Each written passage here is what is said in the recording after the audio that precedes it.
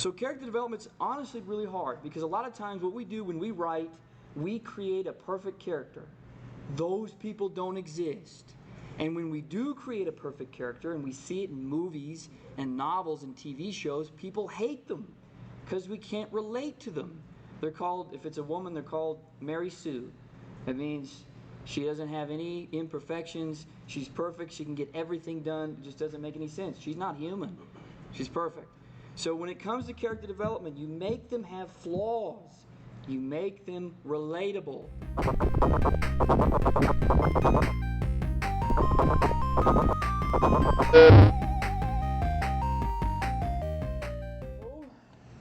We're going to be introducing the narrative writing assignment. Most people really tend to enjoy this one. It was my favorite when I had done it too. So we're going to introduce that, and then I'm going to show y'all some how-to stuff on how to do some narratives. So the task, write a 3-page narrative story that details the storyline of your choice: love, hate, adventure. Pretty straightforward. Now, the requirements state 3 pages.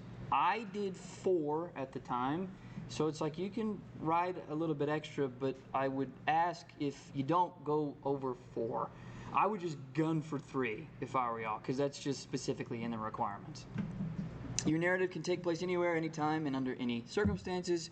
Focus on avoiding the obvious and the cliches. So, let me think of a cliche. In romance, let's see. It's like a hate to love characters. You know, they hate each other. Enemies to lovers. It's a cliche. Everybody's heard of it. Probably ought to steer away from it. Formatting, Times New Roman. You can check the syllabus for all this stuff too, but I wanted to include it in this slide. Times New Roman, 12-point, double-spaced. Paragraphs to line to the left. This is really important. No indentions. So it's just paragraph, space, space, paragraph, no indentions. Okay? Because I will, since that's in the requirements, I will count off for that. You're not going to see any indentions. Check syllabus for submission. Details. Best practices. Pay close attention to writing visually. I think most of us will be pretty good at this. Anything you want us to know about a character's thoughts, feelings, or memories has to be made visual. That makes a lot of sense. Now, when it comes to thoughts, if you're in the character's thoughts, there are different ways that you can portray this sort of thing. You can put it in quotes if you'd like, but what I do when I'm writing my novels is I put it in italics. So if you're talking about the character's thoughts and you want to differentiate the normal narration from their thoughts, put it in italics. It looks great. Now, it's not like you'll write the whole story in italics, right? So you use it sparingly. Characters revealed in action. You want them to do things. Be consistent in your voice. That's ridiculously important because we're going to get to it, but I think every GSP error is 5 points. So I know with peer reviews and stuff like that, we kind of glaze over it, but this, since it's 5 points per GSP error, I really want y'all to, when you're doing your peer reviews, to read through their actual stuff. You got it, because otherwise it's going to really hurt if you have a lot of errors. And that's going to be one of them. Be consistent in your voice. We're going to get to it in a minute. Simplicity is key since it leads to clarity. This bleeds into AP style, like I say every dang lecture. So you won't have to necessarily use really long and drawn out sentences. Most of the time, even in narrative writing, the simpler the better. Best practices. 2, don't be afraid to lead by jumping right into a scene. I will give you all an example from my most recent novel. Take it easy on me since it's just the second manuscript and I haven't gotten copy edited, but it'll give you an idea. Just make sure the reader is brought full circle. So we'll need a beginning, middle, and an end, and then most of the time with stories, the end will tie into the beginning. Okay? Be mindful of your peer reviewer. Do not include sexually graphic content, profanity, and racial slurs. I've got profanity in mind that I'm going to show y'all, so just don't do that. Right? Don't do that. So grading. I'm going to be looking for a demonstration of rich visual writing, the use of consistent writing voice for the narrative, and the presence of a beginning, middle, and end structure. That should go without saying, beginning, middle, and end, but sometimes we forget to cap off an end. if, leave it on a cliffhanger and stuff like that, it's a little dangerous sometimes. So just make sure you cap it off. Make sure there's an ending, and I know that it's the ending. GSP errors will result in a 5-point deduction per occurrence. That's insane. That's insane. So please, for these peer reviews, read every single word for your peer. There's no sheet, but obviously they're still required. So since there's no sheet, you're going to be doing it like on the Word document. You'll have the comments off to the side. Here's the rubric. Y'all can look this up online too. But it's just, I just wanted to give you all a general idea of what I will be looking for. So descriptions, it says research. So if you get pretty in-depth into research, I will be looking for that. But it's more along the lines of how well you describe things and if it makes sense. Writing style, clarity and readability, format, please follow that to the T. Otherwise, I'll still count off. And then probably most importantly is the grammar and the mechanics. Okay, story, voice, and perspective. This is one of those things you have to stay consistent with. Because if you don't, I've done it before when I've published, what happens if you start with a perspective, first, second, or third, and then you switch it up randomly without telling the reader, it completely takes them out of the story. And it's just really confusing, and no reader ever likes that unless you tell them to begin with. I suggest picking a perspective and sticking with it throughout the entire thing. So, first person, I, we, talk about yourself. I, me, my, myself. Second person, I read a lot of books. I don't really see that very often. I would stick with first or third. I genuinely think third is probably the easiest. Okay? So second is you, yours, talking about somebody else. Third person, he, she, it, they, he, himself, she, herself. So choose one of those. If I were y'all, when y'all start writing, I'd write it in the top right-hand corner. Okay? Did you want to read it? You good? Yeah. I can go back. Okay. Character development. We're nearly done. I just wanted to include these for kicks. So character development's honestly really hard because a lot of times what we do when we write, we create a perfect character. Those people don't exist. And when we do create a perfect character and we see it in movies and novels and TV shows, people hate them because we can't relate to them. They're called, if it's a woman, they're called Mary Sue. That means she doesn't have any imperfections. She's perfect. She can get everything done. It just doesn't make any sense. She's not human. She's perfect. So when it comes to character development, you make them have flaws. You make them relatable. They have a personality. Write this off to the side when y'all start writing. Look up some personality traits and then use those to your advantage. People have histories. So do characters. People have goals. So do characters. Strengths and weaknesses.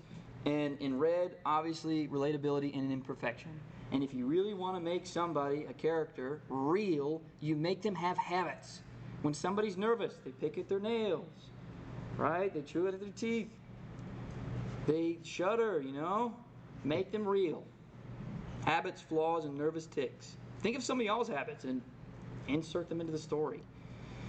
Story development. This is a great way to start off. A lot of times this is how you start off like a novel pitch to an agent. But for this assignment too, this is how you can get like an overarching story. The story is about this character who has to do this really hard thing against these terrible odds, or else these terrible things will happen. That is tick for tack every movie ever. So you can start with this sort of thing. And on Chekhov, I think it's called Chekhov's gun. I heard this when I was first started writing in middle school. If you say in the first chapter that there's a rifle hanging on the wall in the second or third chapter, it absolutely must go off. The first time I heard it, it's okay if you say there's a shotgun above your father's mantle in the first act, in the second act, it must be fired. Because in a story, everything is intentional. If you mention a gun and you don't use it, why the heck did you mention it? Right? So if it's not going to be fired, it shouldn't be hanging there. That is fantastic advice. Okay, so story development. We talked a little bit about this before. So exposition, it's like setting, creation, and stuff like that. You're building up, inciting incident, that's build up. Rising action, crisis, climax. I should be able to see this. Okay? I think it's called a denouement. It just basically means falling action. Denouement. And I think they actually spelled it the American way, and it's French. You can look it up if you want. Denouement. And in the end. So if I were y'all, I'd look this up online, and you don't necessarily have to start with exposition, but you build up the story, you start it, rising action, crisis. I should be able to see all these things. Definitely climax. I definitely need to see a climax. Everything comes to a spearhead. All the terrible odds are going. If he fails, if the main character fails, everything's going to go wrong. If they succeed, everything's going to go right. I should be able to see the odds, okay? And then the falling action and the end. Okay, story hints and tricks. Foreshadowing. It's an indication of a future event. If you want to make a good story, you use foreshadowing. If you're good at seeing foreshadowing, every single time you go to the movies, every single time you read a book, you're going to be able to see the foreshadowing. If they want to be really good writers, they try and make foreshadowing very subtle. But a lot of times movies will do this. Say, for instance, let's say there's an alien invasion and the camera pans over to a screwdriver on the table and then goes back to the main character. Later, the main character uses that screwdriver to kill an alien. Complete foreshadowing. World building. Okay, so it doesn't have to be deep description or exposition. You can use and do world building through dialogue. Dialogue is very hard, okay? But you don't have to set up a story with just a ton of description. You really don't. Depends on your writing style. So just you can try and figure that out as you go along. And then great stories have great dialogue. My suggestion that I've learned over the course of, the 6 years plus that I've actually been writing novels is that if you want to inject dialogue into a story and you read it aloud and you've heard no one ever say it before, don't use it. Don't use it. A lot of times how you can get really good at writing dialogue is you listen to people around you having conversations and you use those to your advantage. Because we're just people, so if it's a phrase you've never heard before, just don't use it. Otherwise it will stick out to the reader. Okay? And then I think before we get started on our exercise, I'm going to show you a little piece of my recent novel. So I know we talked a little bit about starting with a problem. That's fantastic advice, by the way. So a lot of times if you don't even want to set up a world, you don't want to start with exposition and world building, you can just immediately start with a problem. Now, immediately starting with dialogue is a little iffy sometimes. Some people really don't like that because you are literally throwing someone into the story. I like doing that because I like throwing people into the story. But, so look at it. So, get something to bar the door, the father barked as he braced it with his shoulder. A mass of pounding fists and angry shouts came from behind it, and the daughter stood motionless as fear took hold of her. For the first time in her life, she had seen a look on her father's face that she had never recognized before. Terror. So, that's just throwing you into the problem. We understand that he's trying to brace the door, and some angry people are trying to get in. Then we want to know why. Then you try and, get the reader to continue reading to know why. Come on. So, foreshadowing, I want to show you a little bit of that. Where? Okay. I should have highlighted it. There we go.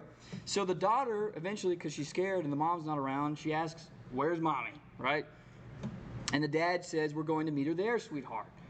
I'm going to show you how I tied in this very short prologue from beginning to middle to end. Let's see. So the dad said, "We're going to meet her there, sweetheart," right? Eventually, the dad hands off the daughter to the mom, and the dad disappears. We don't know why. Okay? Later, the daughter asks, "Mommy, where is Daddy?" Guess what Mommy says? "We're going to meet him there, sweetheart." It's the exact same phrase, but it ties in from the beginning to the end. Okay? And you can do that with dialogue. I think I talked about it a little bit already. Great stories have great dialogue. So if you feel like you're really good at dialogue, go for it.